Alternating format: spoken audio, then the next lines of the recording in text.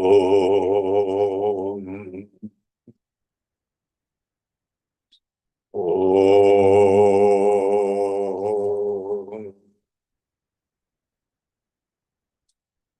Om.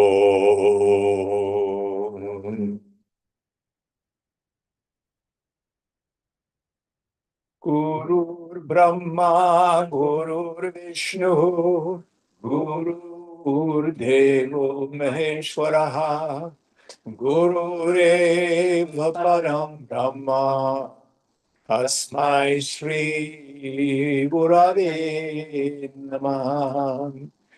Chinmayam Vyapyat Sarvam Trailokyam Sacharacharam Tatpadam Darshitam Yena Tasmai Shri Gurave Namah. Tvameva Mata Chapita Tvameva Tvameva bandhusya sakha tvameva Tvameva vidyadravinam Tvameva Tvameva sarvam mama deva deva Tvameva sarvam mama deva deva. Jai Guru. Yata sarvani bhutani pratibhanti stitani cha yatraivo pashamam yanti tasmai satyatmane namaha. So where are we in our text? Chapter 15, verse 31. So if I remember, the question that came up is, are there different orders of jnanam? Was that where we were last time? Yeah. So this is an interesting question because our direct experiences, we see various saints. Some seem to be so powerful and just swallow our minds. I had a roommate back in 1974 when I lived in Berkeley. Julie Jackson was her name, Kali Julie.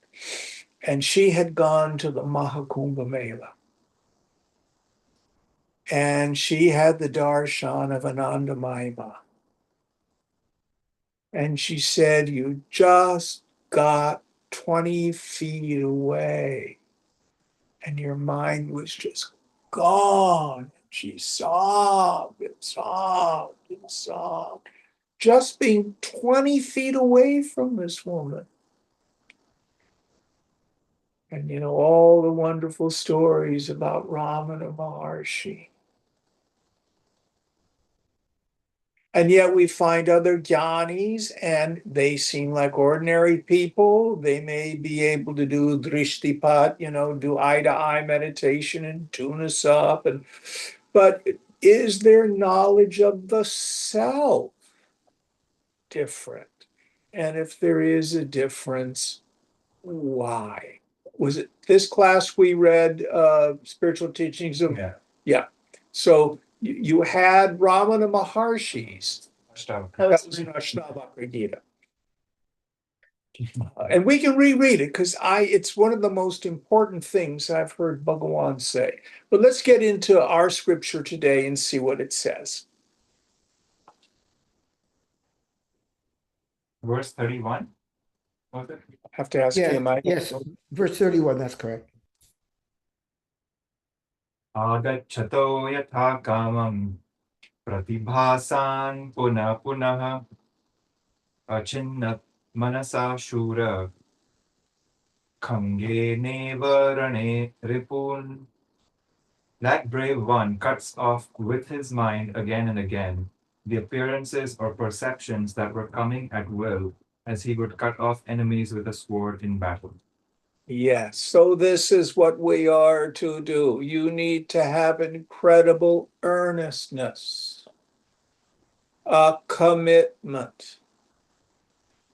I was talking with a fellow this past week, and he goes into these tailspins of I'm not funny enough, don't have a big personality, I have social anxiety, I'm no good.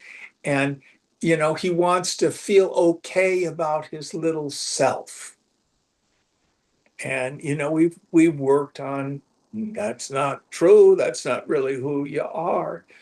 But when his mind starts up, he can't seem to see that it's just a syndrome. It's just a habituated kind of thinking. It's not based in anything real, even in the empirical world. And so what we have to be able to do, that desire to give up all attachments to experiences gained through the senses, whatever sensory data comes at us. Of course, we do our duty in the world, we respond appropriately to the situation, but let it pass through. Never let it land and hook with the I thought. No personal sense of self is real. Drop it. Yep. Drop it. And we have to be incredibly disciplined and incredibly vigilant with it. So here, Vasishtha is talking about how earnest we need to be with this, committed we need to be. Any thoughts on this? This is jnana abhyasa. This is the practice of knowledge. Next verse. विकल्पावधे तथा लूने दृष्ट्वा ज्ञानं हृदन्तरे तत्प्युच्छेदयामास सम्यक् स्वातन्त्र्यविवस्वता. When the multitude of doubts were destroyed, having perceived ignorance within his heart, he eradicated completely even that with the sun of knowledge within his own self. Yes, so when we can see ultimately no thought of self is real, or as Shankara says, the annihilation of the vasanas here and now is considered liberation by the wise. When all of our attachments and identifications are gone, and the ignorance, it's gone. The mind drops. And the no thingness of the self. So clear, so apparent.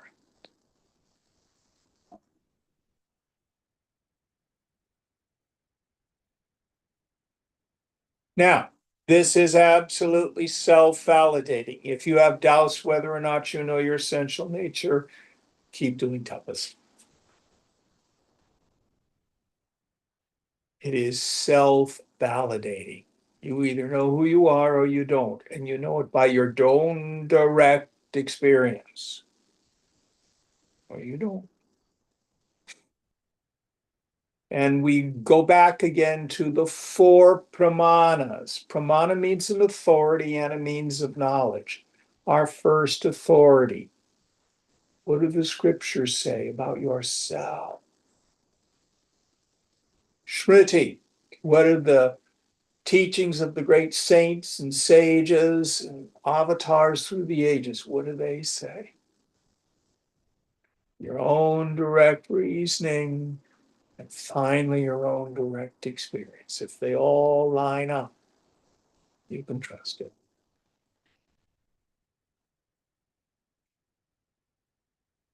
All right, next verse.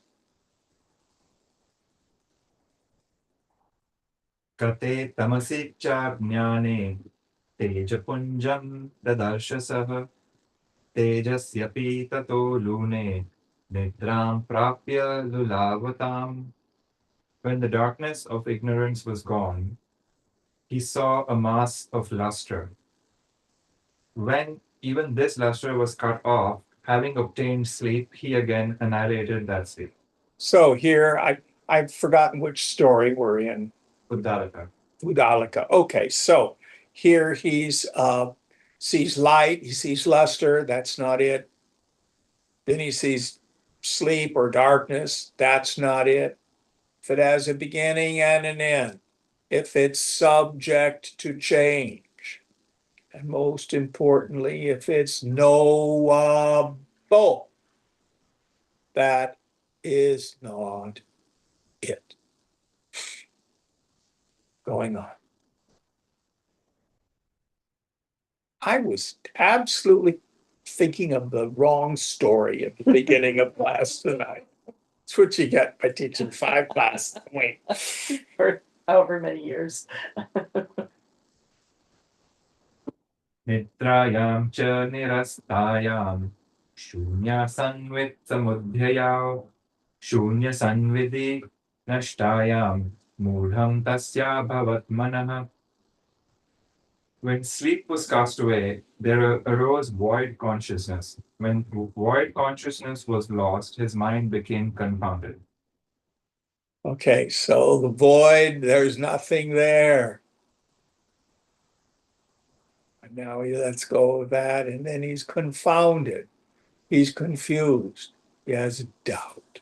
Let's see what happens. Manaso maham manaso moham yesha tanmaya marja mahashayah tata tejastamo nidram ohadipari varjitam kamaya vyavastham asadhya vishrama mana shanam. This high-souled one completely wiped off even this delusion.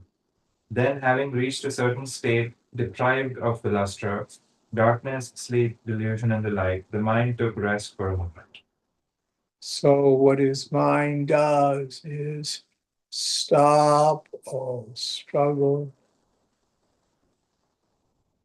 Paramashanti, the supreme peace.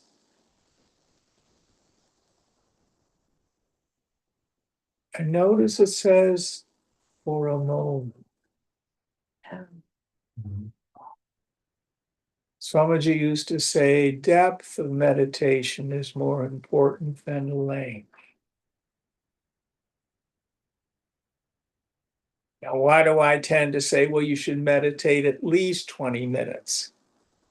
Well, for most of us, it takes that long just to settle down a bit. If you can do half an hour, 40 minutes, an hour, right? It's of value to go on retreats where you meditate for hours a day, for days on end. You want to meditate for a couple hours a day, fine. But for those of us who are in the world, you need not meditate in sitting meditation longer than that. It's not that important. Why? Because the real work in the end we get in the world. Why? Because there's where our attachments get triggered. There's the boss. There's your partner. Ah. Yeah. There's the damn dog. There's whatever comes up. You see, so we don't want meditation to be running away from the phenomenal world.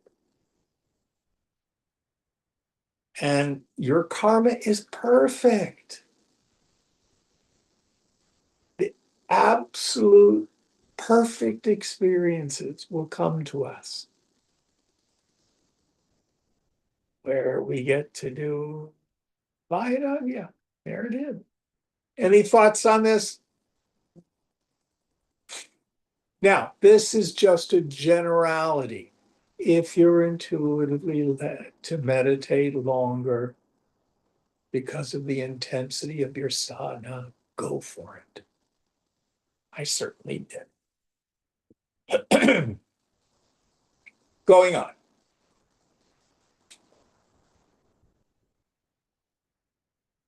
Vishramyasu papat swasamvidam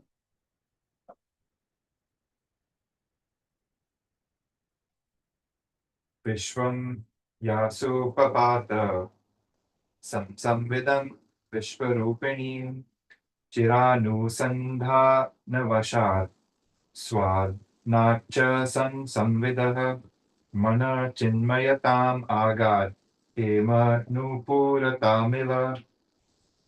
Having reposed the mind, alighted quickly or directly on its own consciousness, which is of the nature of the universe or the all, by the power of long investigation or reflection and tasting of its own consciousness, the mind attained to the state consisting of pure intelligence or consciousness, just as gold attains to the state of an anklet. Yes. So what is the mind? Referring again to Swamiji's spiritual algebra. Mind is the awareness of thought flow. So what Udalaka did was remove the thought flow. And what's left is pure awareness. Ah,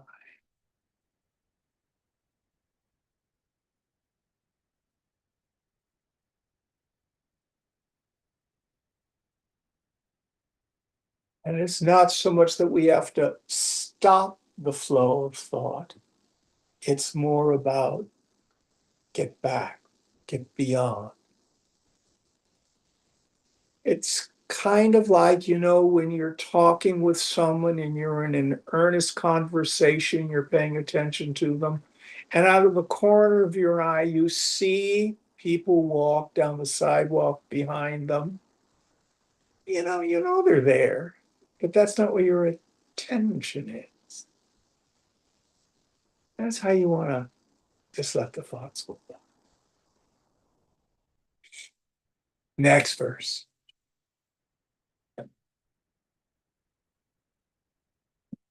Chitatvam athasan yajya chittam chittatvatam gatam chetyam satyajya chit shuddha chit samanyam samayayau tyaktva त्यक्तवीच्यादिभेदोभिः वासाम्न vasamanyam ivaisikdihi.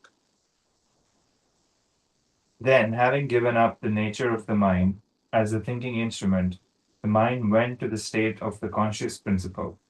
Having abandoned the objects to be cognized, the purified intellect or intelligence attained identity with pure consciousness.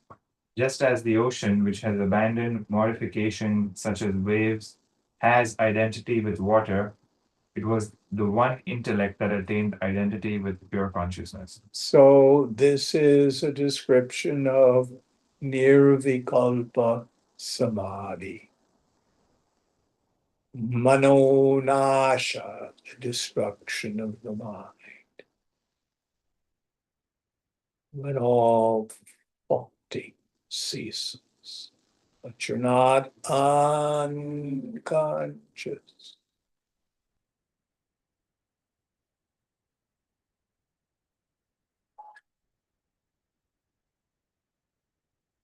Let's see what happens next. चिदाकाशं ततः शुद्धं सोऽभवद्बोधमागतः तत्र प्रापत् अथानन्दं दृश्यदर्शनवर्जितं सत्ता सामान्यरूपात्मा बभूवानन्दसागरः. Then he who had attained knowledge became or existed as the pure plenum of consciousness. There he then obtained bliss, which was destitute of the seen and the seeing. Realizing his self, whose nature was identical with pure existence, he became an ocean of bliss. Yes. So again, this wonderful term that this scripture uses, that's one of my favorites, Chid Akasha. He translates it as the plenum of consciousness. Akasha means sky or space, the space of pure awareness.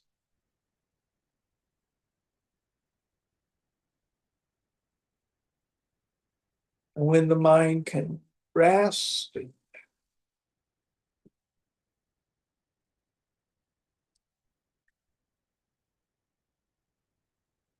then it has the Brahmananda Rasa Swad, as Vidyaranya says. We taste the juice of the bliss of Brahman. Now, what is that's doing all that tasting? It's the mind.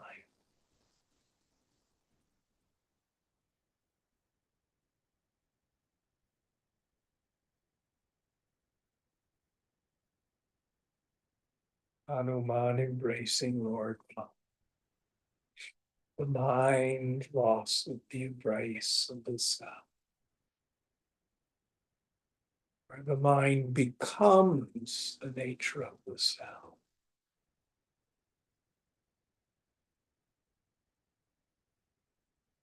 Then returning from that, the subtle intellect goes, oh, I'm not a person. I never really was. There was a person here before, but she's gone. Weird.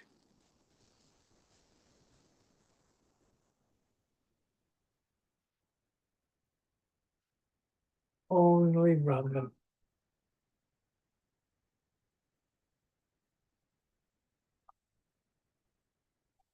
And that recognition, that pratyabhignana, is what transforms the human mind. That's the Jivan Mukta, the liberated personality. But that liberated personality, their deep insight is not, I'm a realized person, come touch my feet. I have special powers. Do what I say and give me your money. No. No, I know I am Brahman. And the body, mind, intellect is this slough of like a snake skin. It's not even consequential.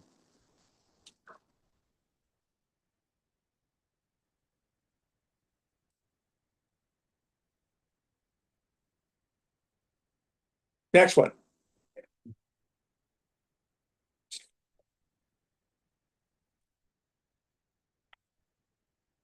जीवन्मुक्तपदं तत्तु यत्स सम्प्राप्तवान् विजः उद्दालकोऽत्र षण्मास्नान् दूरोत्सारितसिद्धभुः कदाचित् अह्नमासेन कदाचित् वत्सरेण च कदाचित् वत्सरावधेन ध्यानासक्तो व्यबुद्धयत्.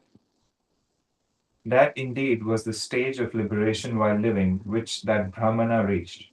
Here, Uddalaka remained for 6 months with his abode of perfection kept aside. Then, absorbed in meditation, sometime he woke up in a day, sometime in a year, and at another time after a multitude of years. So he was fond of samadhi. And his mind would just drift into the cell. It reminds me of Ramakrishna. People used to remark that all you had to do was just mention the name God, and off he'd go, just bliss out. Mind would come back, you'd be doing this, that, and the other thing, and God, oh God, off he'd go. So days, months, years, it's all metaphor. But he is one whose mind is fond absorption in this. Can't help it. Any thoughts? Going on.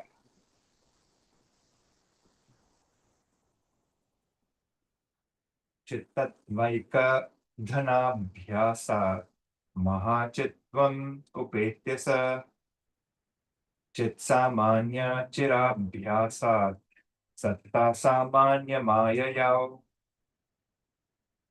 By the firm or uninterrupted practice of the one conscious principle, having reached the state of the great consciousness or the absolute or undifferentiated consciousness, he arrived at identity with pure existence by the practice of identity with pure consciousness for a long time. Yeah. So absorbed in samadhi, practicing it for so long time.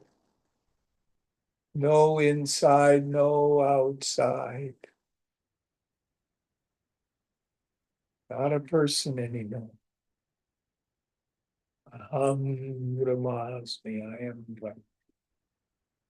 Going on. Section 4. Para Virishranti, the supreme repose. Sri Rama Vacha Satta Samanyam Ityuktam Kidrisham Kena Va Bhavet. Sri Rama said, of what nature is the identity with pure being or existence that was spoken of by you, and by what means is it born? Going on. Jim, I had a question about the previous thing. He says he arrived at the identity with pure existence by the practice of identity with pure consciousness. Like he's distinct. There's a distinction between the two, and then I guess why is there a distinction? I don't know.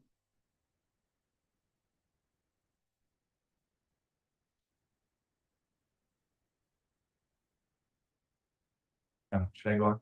Yes. Vasishtha uvacha yada sankshiyate chittam abhavatyanta bhavanat chitsamanya swarupasya satta samanyata tada. Vasishtha said, when the thinking mind is completely destroyed on account of the perpetual or perfect contemplation of non-existence, or the conscious base of the mind devoid of thoughts, then there comes the identity with pure being to the mind which has become identical with pure consciousness. And again, this does not mean an enfeeblement of your thinking faculties. I have met people who, through years of tapas, they can't even carry on a conversation anymore.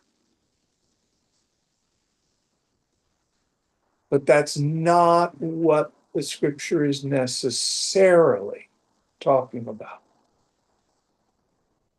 This scripture uses the paradigm, the mind is three thoughts. I think I'm a person. The world of name and form is separate from me, inherently joy-giving or misery-producing, and most importantly, kartavya, obligatory action. I have to struggle to get somewhere. That's the mind. That's what gets destroyed by self-realization. It's gone.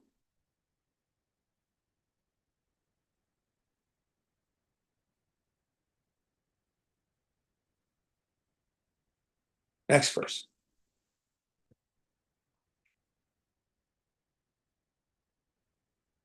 यदा सर्वम् इदं चेत्यं सबा सबाह्याभ्यन्तरात्मकम् अपल्य वसेच्चेत सत्ता सामान्यता तदा.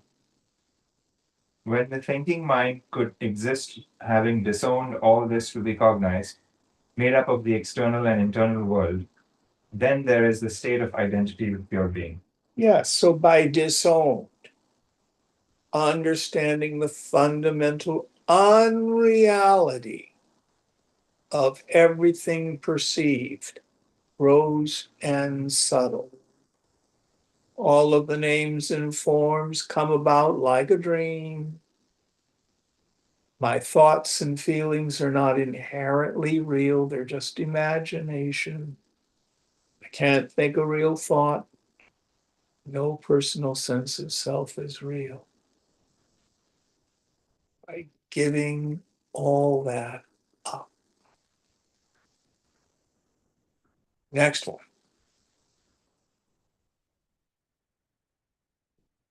व्युत्थितस्य भवत्येषा सामाद्रितस्य जानध एनाम् आलम्ब्य पदवीं समस्तभयनाशिनीम्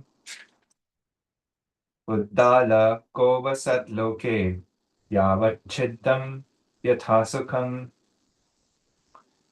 Sinless one. This state of identity with pure being happens to one who has risen in or completed the path of meditation and abides in the state of absorption in absolute consciousness or samadhi. Having won this position, which destroys all fear, Uddalaka lived in this world as long as desired and at pleasure. Yeah. So as long as desired, actually, some yogis make a conscious exit from the body. Others just drop dead. Pradabdha karma. But the mark of the person of steady wisdom, they don't care whether the body is there or the body goes. Because they're identified as pure consciousness.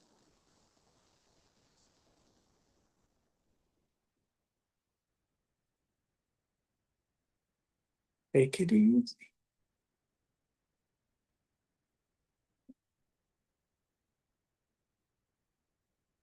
Understand how the mind works. If you start to focus on an object, on a goal, on a plan, it's like the mind goes.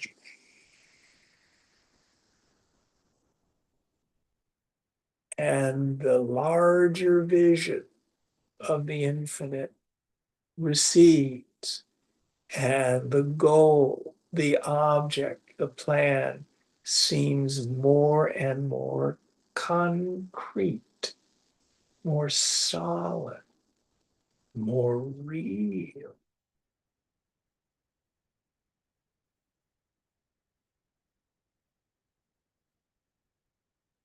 Expand your vision.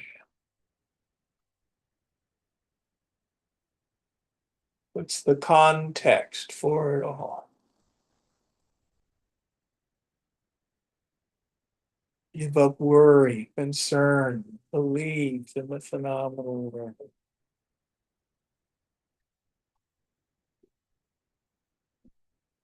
And understand, the more you focus on an imagination,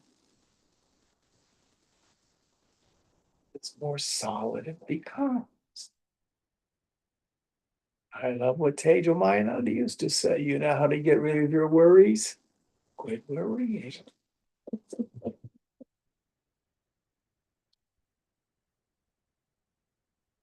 Many people do not know that we have the capacity to not think something.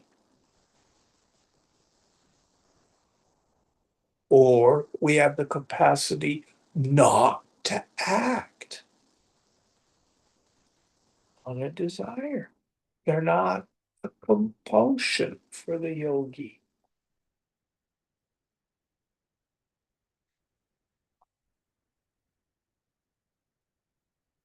Any thoughts on this? This is how, as Krishna says, we become masters of this world and the beyond. Going on.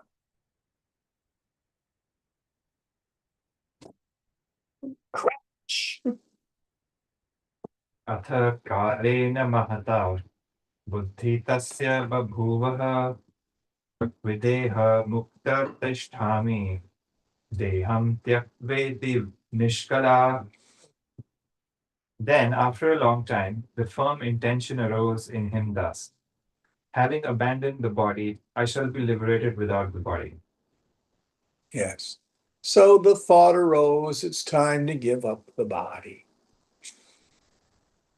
So when we were studying the Panchavayu, the five subtle airs in prana, we had the Udana, which governs thinking and meditation.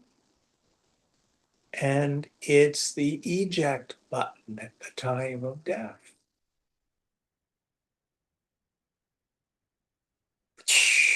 Out you go. Time to have your exit strategy.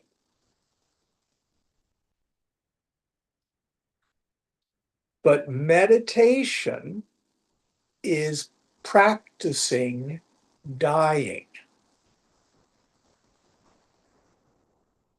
Not the body, not aware of it. I'm not the prana, I withdraw from that. I'm not the feelings, I withdraw from that. I'm not the thoughts, I withdraw.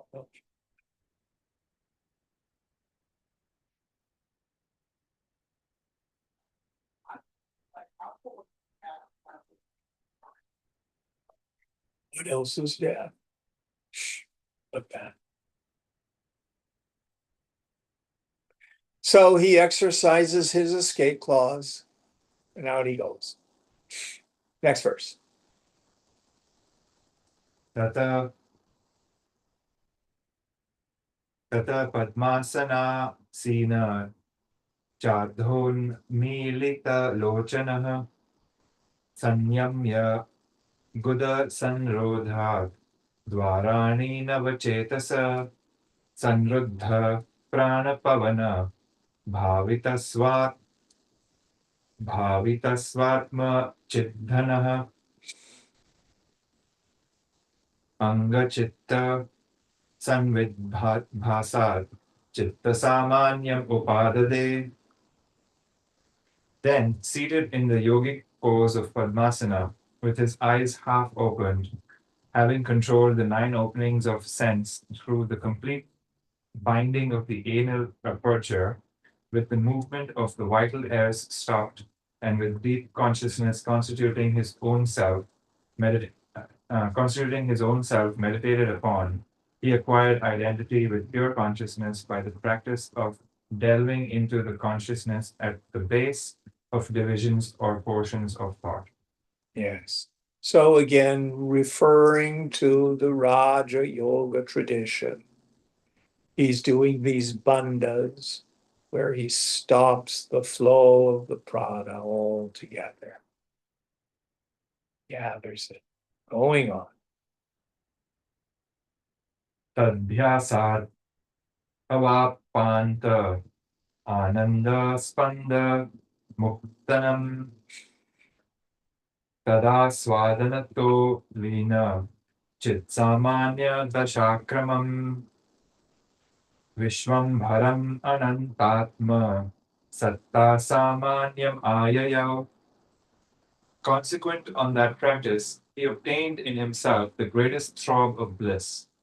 Due to the tasting of that bliss, he arrived at identity with pure being, which had dissolved the course of the state of identity with pure consciousness, and which is of the nature of the eternal spirit and all pervading.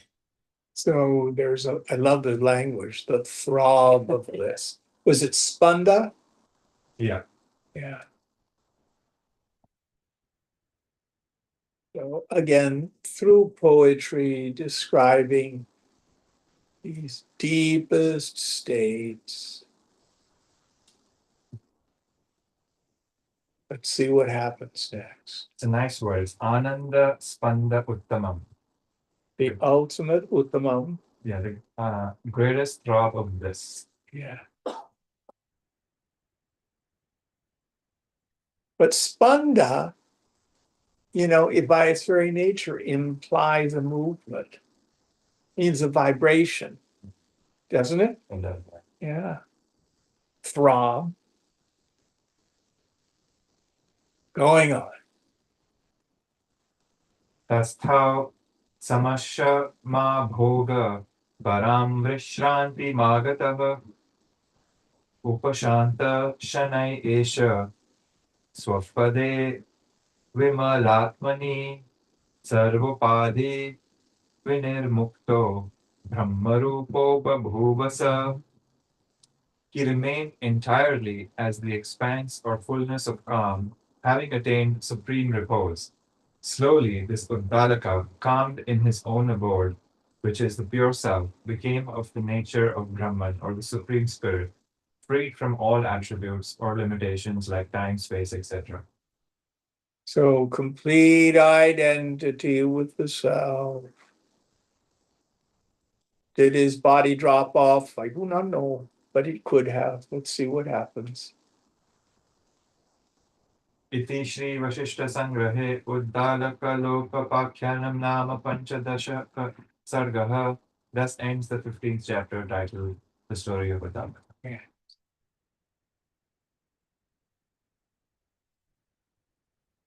And why is the practice of samadhi of value?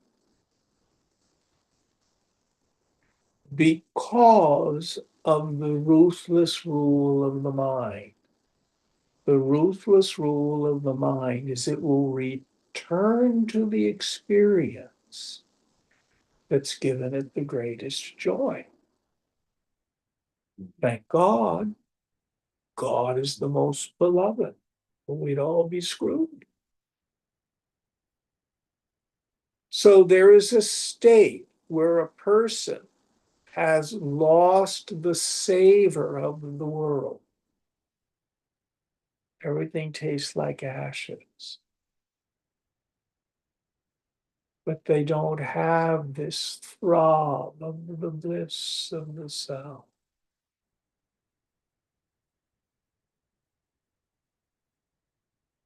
This, in fact, was the state of Ram at the beginning of the book.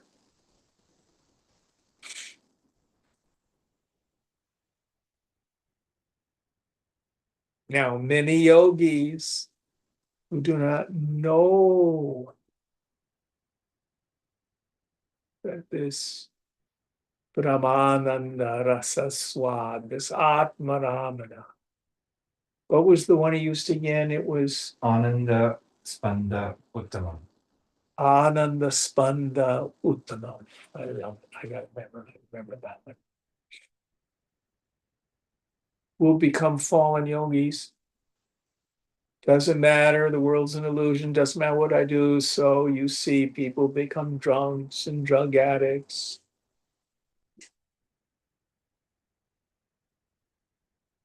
Fallen yogis.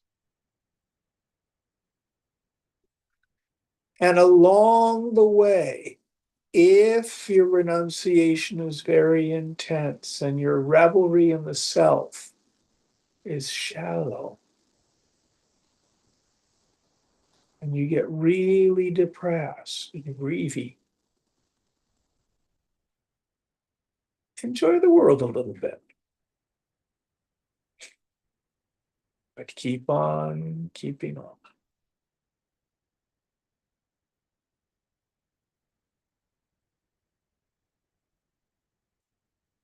Don't settle for just an intellectual appreciation.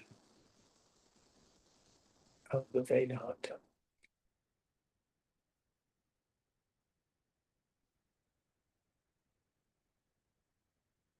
Going on. Next verse, next chapter, next section, whatever it is. New chapter. New chapter. Chapter 16. Shodashaha Sargaha. Suradhupakyanam. The story of Suradhu. Section 1. Antashitalata. Coolness within. Yes. Sri Rama Vacha Kashtadhi Drishyate Loke Kramat Jata Samadhikaha Prabuddha Iva Vishranto Vyavahara Paropi San Kaschit Ekantamashchitya Samadhi Niyamastitah Tayostu Kataram Shreyan Iti Me Bhagavan Vada. Sri Rama said, someone, or scarcely one, indeed is seen in this world in whom absorption in absolute consciousness or samadhi has arisen in regular course, who, though remaining wholly engaged in work, is reposed or tranquil, like an awakened or wise one. Someone having resorted to solitude is steadfast in the observance of samadhi or absorption in absolute consciousness. Revered sage, tell me who of the two is better or superior. So, what about the one who is of diverse thoughts, who acts in the world? Gurudev was a great example of that. Only slept 4 hours a night, answered every single letter that was written to him. Swamiji. Books. Pardon me? Swamiji, Swami Chinmayananda. Yes. Wrote 40 books, founded microeconomies, schools, hospitals, talked at the Rotary Club. And yet there are other Mahatmas who completely withdraw from the world. His teacher, Swami Tapovana, would only work with 1, 2, maybe 3 at the most students at a time. And only after he tested their sincerity. And he just pick up and take off. And go wandering in the Himalayas.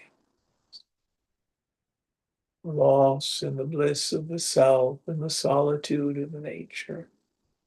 And everything in between.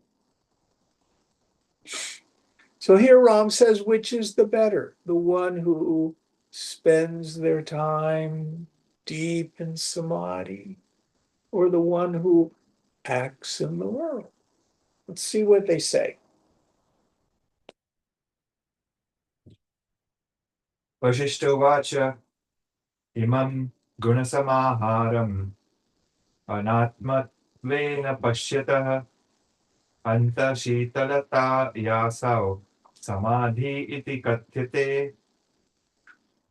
To one who is seeing this aggregate of ingredients constituting nature as non-self, or as mere appearances in the self, which is pure being consciousness, that inner coolness or tranquility which manifests is declared as samadhi.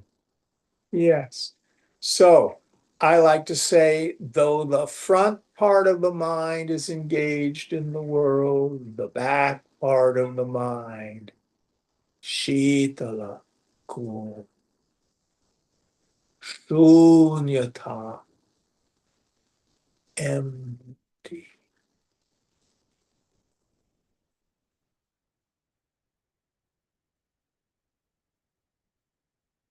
There's no person there.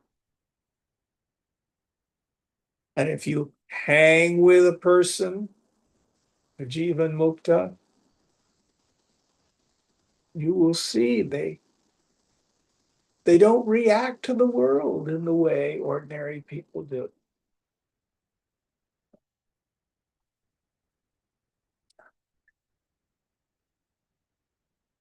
Going on.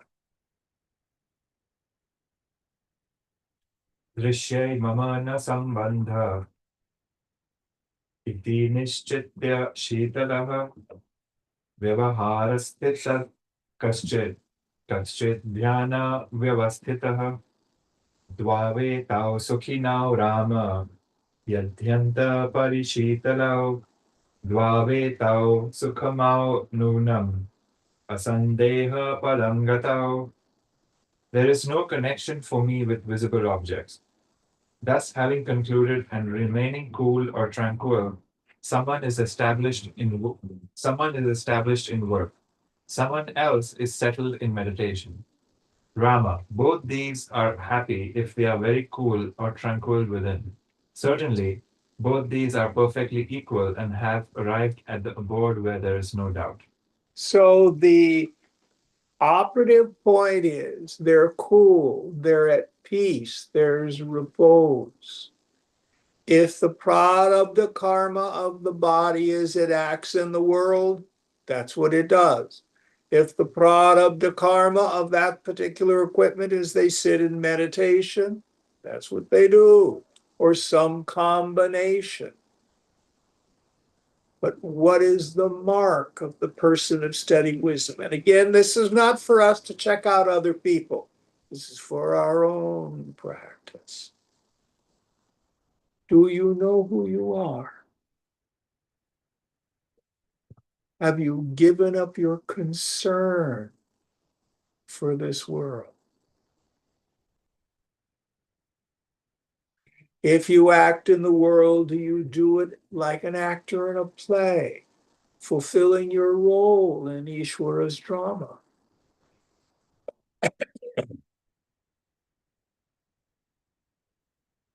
If you're fond of meditation, knock yourself out.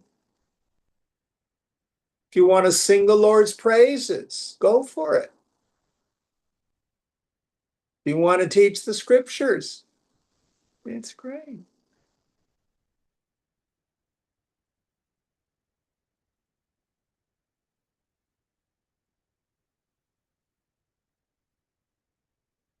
Any thoughts?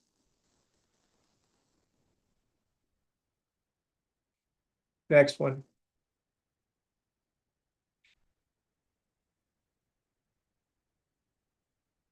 अकर्त्री कुर्वदप्येतत् चेतः प्रतनुवासनम् दुरङ्गतमना जन्तु कथा संश्रवणे यथा. This mind with extremely thin impressions is a non-doer, though doing, just as a man with his mind gone far away does not register in hearing a story. Yes. So the person of steady wisdom knows that it is guna and karma, qualities of mind and the force of the past. That's the agent. Therefore, there's no regret for the past, no looking back. No worry about the future. You're going to do what you're going to do. And you'll get your allotted dose of successes and failures, honors and dishonors, joys and sorrows of the world.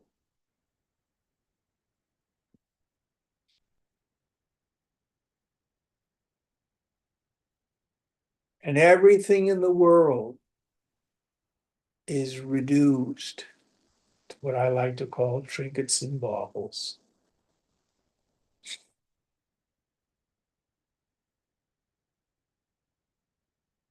No more jonesing, craving after the things. Not even the body.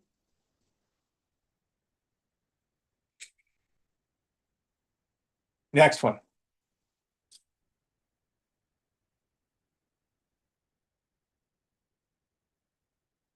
अकुर्वदपि कत्रैव चेत प्रदनवासनम् निष्पन्दाङ्गम् अपि स्वप्ने स्वभ्रमपातस्थिताविव. The mind with extremely dense impressions is only a doer, though not doing, just as in the situation of a fall into a hole in a dream, even when the limbs are without movement. So if a person has dense impressions, even if they sit home and do nothing but take Valium and watch Netflix, they are a doer.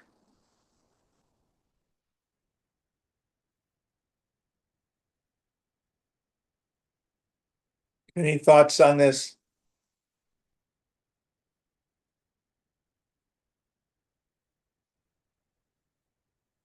Next one.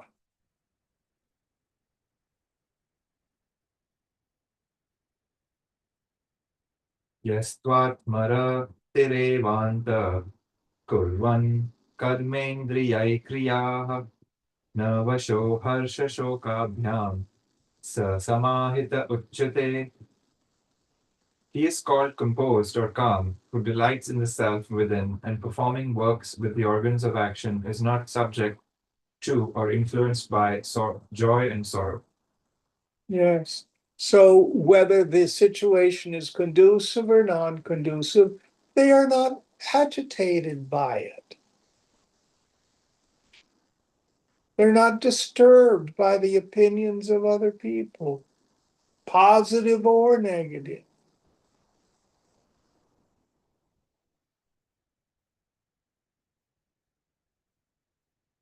Brahma Satyam Jagan Mithya.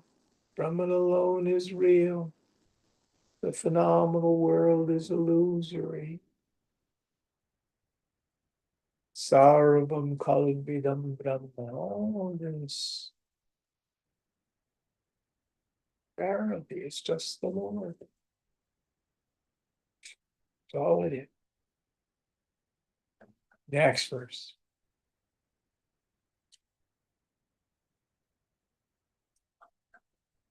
Atmavat sarvabhutani paradravyani loshtavat swabhavadeva no bhitya ya pashyati na pashyati. He perceives rightly, who looks upon all beings as himself and the possessions of others as a lump of earth, merely on account of inherent nature and not out of fear. Yes. So he's not afraid of possessions,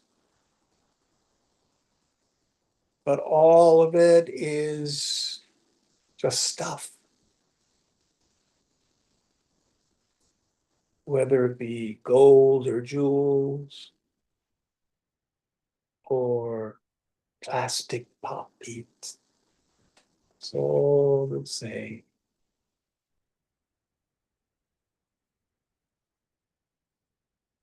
It's all the same.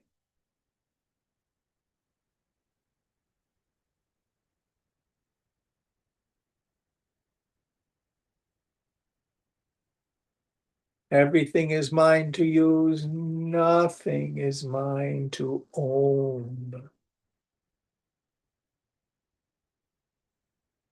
Everything is on loan from God, and God is the ultimate repo man. You never know when the contract is up, and the repo man comes and takes it back, even the body itself.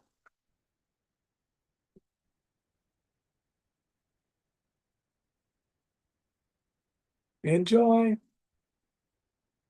No attachment. Going on. Section 2.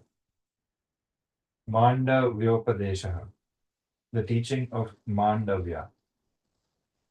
Atrai vodaharan piman vittantam suragdhokila suragdhu nama balavan kiratesho bhavatpura.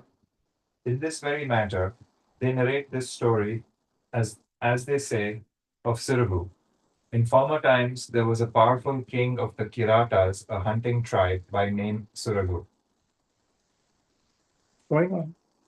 Sachakre Rajakaryani Nigrahanugrahakramehe Tajjabhyam Sukhadukabhyam Tasya Dolayitam Manaha.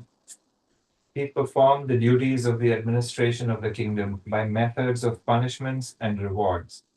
His mind swung to and fro or became restless by the pleasure and pain caused by that administration. Yes. So I would think we have politicians today whose minds probably swing to and fro because of punishment and reward. And so he wasn't very happy. Let's see what happens. अथैकदा स प्रपच्छ माण्डव्यं मुनिमागतं सम्पूज्य विधिवत् भक्त्या सन्देहं छिद्दि मे प्रभो निग्रहानुग्रहे जाता मद्भृत्य वपुषि स्थिताः कषन्ति माम् अलं चिन्ता समतो देति मे कथम्. Then once he asked sage Mandavya, who had come there, after having honored him with devotion in due form, Master, remove this doubt of mine. Anxieties caused by punishments and rewards which have given on the persons of my subjects rub or injure me greatly. How shall equanimity rise in me? Yes.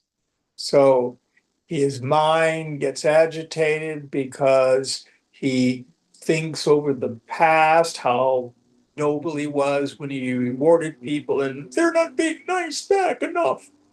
And then punishing people when he's angry, and then he feels guilty, regret over his past, and maybe even doing the rewards and punishment out of a highly reactive mind, which is never conducive to peace. So let's see what the sage Mandavya does. Mandavya uvacha स्वविचारण्ययैवाशु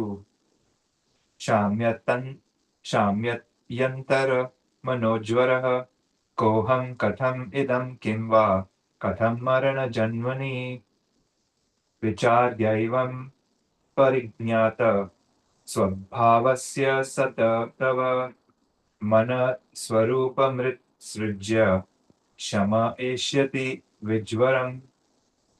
Only by your investigation, the fever or anxiety of the mind within is extinguished quickly. Who am I? How is this world born? What possibly is this existence? How do death and birth happen? To you, of the nature of being, who have well understood your inherent nature, having reflected thus, the mind will attain to tranquility, free from fever or anxiety, having given up its natural character. So again, once again, these three important questions, they're framed a little differently in this shloka. Who am I? And what does he say about the world? How is this world born? Yes. How did it come about? And what was the next? What possibly is this existence? Yes. Why am I here? What's the meaning of life? What's it all about, Alfie? The big questions. So he's instructed, start thinking along this line. Going on.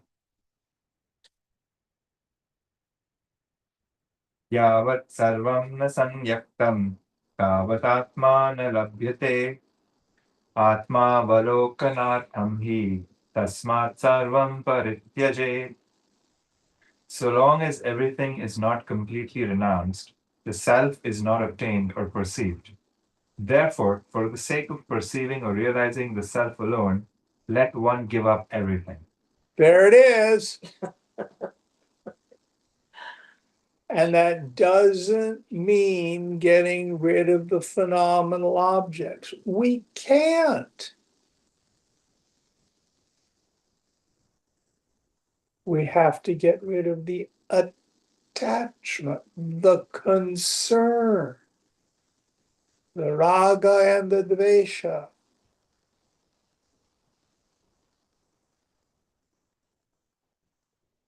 Let it be.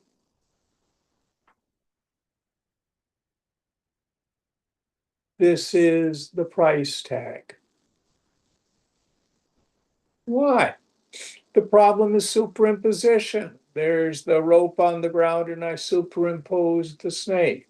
As long as I'm having a relationship with the snake, I'm never going to see the rope. Whether I love that snake and I'm involved in snake smooching, or I'm terrified of the snake and I'm beating it up with a baseball bat, as long as I think the snake is real, I'll never see the rope.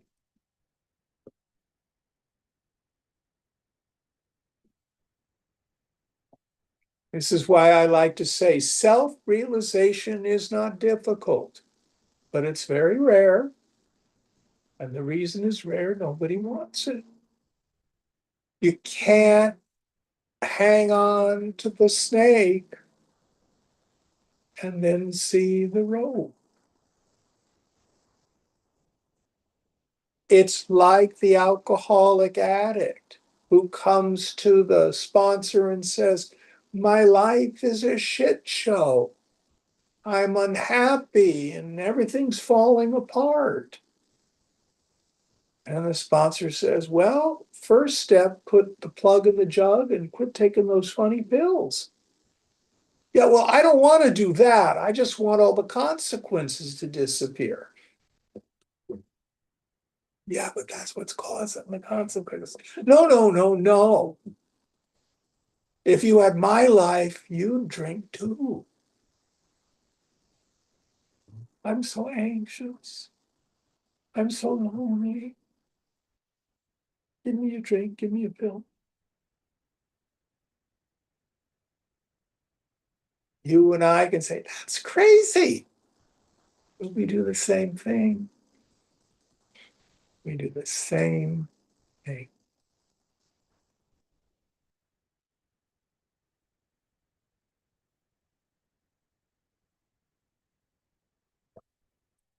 Read that verse one more time, and I think it's the perfect place to stop. So long as everything is not completely renounced, the self is not obtained or perceived. Therefore, for the sake of perceiving or realizing the self alone, let one give up everything. Yeah. Om Purnamada Purnamidam Purnat Purnamudachyate Purnasya Purnamadhaya Purnameva Vasishyate. Om Shanti Shanti Shanti. Hari Om Sri Guru Pyo Namaha. Hari Om. Oh, what's up?